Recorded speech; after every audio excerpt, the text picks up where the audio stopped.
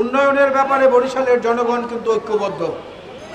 আপনারা জানেন বরিশালের বিভাগ, বরিশালের বিশ্ববিদ্যালয়, বরিশাল সিটি কর্পোরেশন, বরিশালের অন্যান্য আরও যা কিছু অবকাঠামোগত উন্নয়ন, এর সবগুলোই কিন্তু ওই সময় বেশিরভাগ হয়েছে দেশনেত্রী বেগম খালেদা জিয়া এবং শহীদ জিয়া বীরুত্তমের আমলে। এইবারের নির্বাচন, সর্বশেষ যে নির্বাচনটি হলো, একটা রক্তাক্ত জুলাই অভ্যুত্থানের পরিণতির মধ্য দিয়ে। তারপরেও আপনারা দেখেন বরিশাল বিভাগে 21টি সংসদীয় আসন, 21টি সংসদীয় আসনের মধ্যে ফ্যাসিস্ট আওয়ামী লীগ সমর্থিত কোনো প্রার্থী কিন্তু সেখানে নির্বাচিত হয় নাই। 18টি আসন সেখানে এককভাবে পেয়েছে বিএনপি, আর বাকি 3টি আসন পেয়েছে জামাত ইসলামী এবং ইসলামী আন্দোলন। 21টি আসনের মধ্যে যদি সবগুলোই বর্তমান সরকারের সঙ্গে যারা আছেন আরও ছায়াসঙ্গী হিসাবে, তাদের মধ্যে আমরা দিয়ে দিতে পারি, বাজেটে আমাদের জন্য বরাদ্দ থাকবে না, 6 লেনের জন্য ভাঙ্গা থেকে কুয়াকাটা পর্যন্ত কোনো ঘোষণা থাকবে না। এটা আমাদেরকে অত্যন্ত পীড়া দেয়, কষ্ট দেয়, মানসিক যন্ত্রণা দেয়। আমাদেরকে জনগণের কাছে যেতে হয়, জবাবদিহি করতে হয়, তাদের কথার উত্তর দিতে হয়। কারণ মানুষ ভোট দিয়েছে একটা বড় প্রত্যাশা নিয়ে। তারা অতীতে বিশ্ববিদ্যালয়ের কথা স্মরণ করে রেখেছে, তারা সিটি কর্পোরেশনের কথা স্মরণ রেখেছে, তারা বরিশালের বিভাগের কথা স্মরণ রেখেছে। এই কারণেই তারা মনে করে বর্তমানে এই বিএনপির নেতৃত্বে গঠিত যে সরকার, সেই সরকার তাদের দিকে ন্যায্য দৃষ্টিতে তাকাবে। অনেক জায়গায় অনেক কিছু হচ্ছে, আমরা চাই বাংলাদেশের সব জায়গায় হোক, সুষম উন্নয়ন হোক, কিন্তু সেজন্য আমাদের যেটা ন্যায্য প্রাপ্ত, যেটা আমাদের ন্যায্য দাবি, সেইটাকে পাশ কাটিয়ে যাওয়া হবে, এটা কিন্তু মেনে নেওয়া যায় না।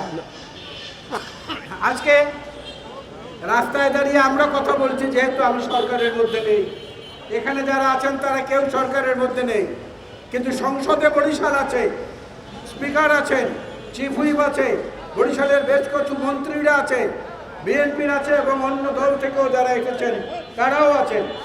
সুতরাং সব মিলিয়ে বরিশালের জন্য যৌক্তিক এবং ন্যায়সঙ্গত যে দাবি দেওয়া, অবকাঠামোগত উন্নয়ন সহ অন্যান্য যে দাবিগুলো আমরা এর আগেও পেশ করেছি বিভিন্ন জেলা সমিতির পক্ষ থেকে, এখানে বরিশাল বিভাগের সমস্ত জেলার প্রতিনিধিরা আছেন।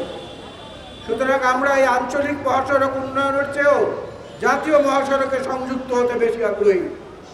জাতীয় মহাসড়কে সংযুক্ত হলে পরেই অন্যান্য আঞ্চলিক মহাসড়কগুলোতে স্বয়ংক্রিয়ভাবেই সংযুক্ত হওয়া যাবে।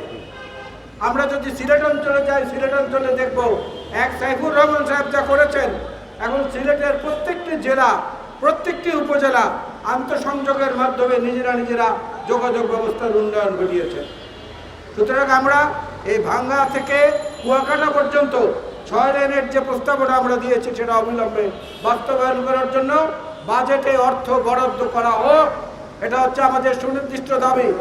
একই সঙ্গে বরিশাল শেরেবাংলা মেডিকেল কলেজ এবং হাসপাতালের স্বাস্থ্য ব্যবস্থার আজকে যে দুর্দশা, এখানে প্রয়োজনীয় সংখ্যক ডাক্তার, সহকারী, নার্স এবং অন্যান্য আনুষঙ্গিক ব্যবস্থাগুলো পর্যাপ্তভাবে করা হোক।